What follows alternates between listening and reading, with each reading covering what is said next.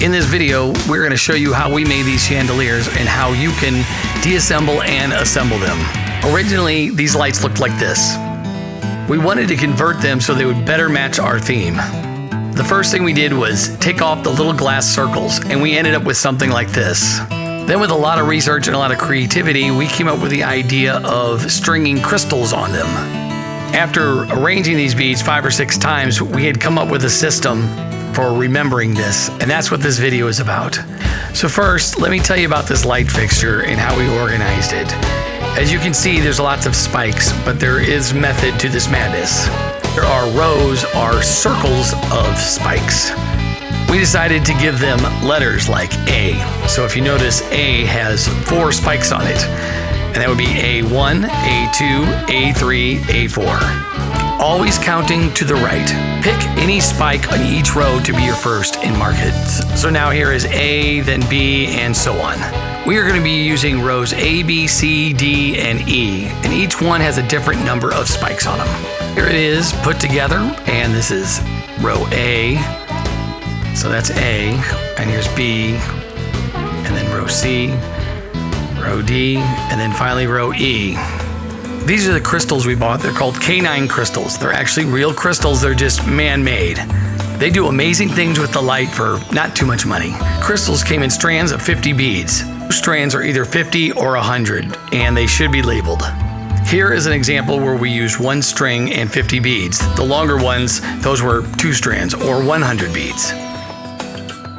When working with or cleaning these beads, you want to be kind of careful. They're not fragile, but they can get tangled really easy. So most likely, if you're watching this video, you have been asked to actually clean these chandeliers. So they're up in the ceiling, and you have to get them down. So when you do, and you take these beads off one at a time, starting from the very bottom and very gently, you'll want to lay them out and keep each chandelier together and keep the parts kind of separated. They should have labels on them. You want to make sure you don't wash those labels off. They're going to be very important to you later. So now continuing, here is how you put them back together, because obviously taking something apart is a lot easier. So get your beads all laid out, and here's an inventory of what you should have. You should have 4 50 bead strands. Then you should have 8 100 bead strands. You don't have to count them. It should be kind of obvious that they're twice as long as the smaller ones. So then for these extra ones, you have an A, which should have a label on it, and that's that one that goes on row A. There's the label. It should be a single strand bead, 50 beads. And then B obviously goes on row B. Then of course row C. So A is a single strand, B is a double, and C will be a triple. Then there's this last strand, which is kind of your extra strand, and we'll show you what to do later with that, but it's the very last one you're gonna put on. This is a quick overview of how they sit on the chandelier. So you see these are your 4 single strands, okay? Then over here, these are your 8 long strands. And then it's completed with that last one called extra, which is right here. We'll talk about that later. And then we get up to the top where we do swoops. So A, B, and C are basically what I'm calling swoops. So with another angle and a little more detail, this is what it'll end up looking like. Here is your A single strand, B double strand, C triple strand, and then D, which are the long strands that go all the way on the bottom, and E, which is the first thing you're actually going to start with. So that is the general background of how this thing is done. Now let's show how to actually assemble it. Now the first thing you want to do, as we said before, is identify what is your 1, your first A, your first B, your first C. You can mark it any way, a piece of string, a small piece of tape that can be easily removed, but you probably should mark those so you'll know what it is. To assemble the chandelier, the first thing you do is you make that small circle, which is E. So these first beads are going to be hooked on these rods, and then they're going to go across. You're going to go across 9. So you take your 1, and then you go 9 across, and that's where the other side hits. Now that you have your first strand set on 1, E1, your next strand is going to start about 3 over, which would be 4, 1. Then you'll count 9 from there, and that'll be your next strand. You'll do it again, 3 or 4 over from there, that'll be your next strand. They all 4 strands should kind of create what you see there.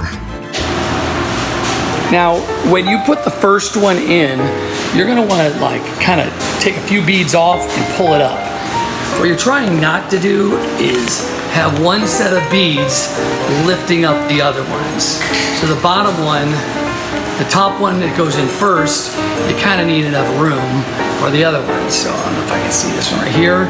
So this one, you try to get them just a little up. It can barely touch, but you definitely don't want it really high, like way high, but because you're trying to create this kind of thing. But when the bottom one starts pulling up, it starts looking kind of weird and messy. Not like a spider web, but more like a messy kid's room. By the way, feel free to write this information down. This next part is the hard part. It's the D strand. You have to really follow directions on this one or it will not work out. I mess it up all the time. Okay, to get started, find your D1. For this, you're gonna be using your 8 long strands. To do this set, you're gonna count 20 beads out and hook it after the 20th bead on that first one, okay? We're gonna use these to make more swoops later. Now find the bar 9 to the right. So you count from your 1, 2, 3, 4, 5, 6, 7, 8, 9. Now bring your strand up and hook it through there. That'll be the highest one. Now go back to the other side to your 1. Now with that extra strand of 20 beads hanging down, you're going to skip the next one and create a big hoop up to the next bar. Does that make sense? Now again, a tricky part. Started on 1, now you're gonna go to number 2. On this one, you're not gonna make the hoop on this side because we're going to alternate the hoops to the other side. Move over from D1 to D2. Just like you did last time, count 9 to the right. 1, 2, 3, 4, 5, 6, 7, 8, 9. You're gonna create a hoop right here by counting 20 beads and connecting the one just past the 20th bead and hooking it 2 rods to the right. This will create a hoop every 2 bars. Do this for the rest of the D strands. So when you start with D3, you will start counting off 20 beads to create a hoop. When you do D4, you won't. You'll put the hoop on the other side. There are 8 strands that will use 16 rod spots. However, there are actually 17 rods. This is where you use the strand that's called last. Here is my empty rod right here. You're not gonna make a hoop, but you're gonna connect it to this rod and then to the other side. We're gonna use it to fill up this gap that you can see right there. Then, like the others, connect it under the chandelier, but this time you're gonna connect it to one of the E bars. It'll be the one on the other side, and it will already have a strand already put on it. That's okay. Now we do the easy stuff. This is row A, which is the top. You're gonna put 11, 12, or 13 beads. It's a single strand, and all you have to do, it's labeled, is put it on there and make sure it looks kind of balanced. The B strand is labeled, and it's a double strand, and there's like 7 or 8 between each one. Okay, next up is the C strand. What makes this one different is we're going to skip a bar when we make it so it's a little deeper. It's about 17 beads per strand. As you can see, sometimes they lump up. Sometimes they're a little too low because the bars are too close together or not actually where they're supposed to be. Okay, so let's review again. This is what it should end up looking like. Start with row E. There should be 4 sets of beads. They should be about 3 poles apart. Go to D. Start with your number 1. Count out 20 beads, then 9 poles to the other side. Come back and put your swoop always going to the right. When you're done with 1, alternate this process, starting with the end of the bead and putting the 20 bead swoop on the other side. cascading all around the entire chandelier until you have one left. Using the strand that's called last, use that last on that empty bar and find a place to put it on the other side. I wanted to end with how to take this apart. So here we go.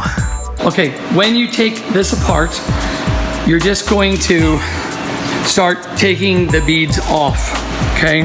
And you need to keep them not touching each other. But you can just start pulling them off. Try not to allow them to tangle. Try to trace them down. Sometimes it's good to find which one is the lowest one. Like this one is the lowest one. So I would come up here and pull that one off. Did I get the lowest one? Hope this is visual. All right, I pull it off of this side, okay? Because when these things get tangled, it is a mess. And you want to kind of keep these together if you can, all right? So you're gonna kind of straighten them out. And of course, when they get clean, they'll get a little more unorganized, but that's it.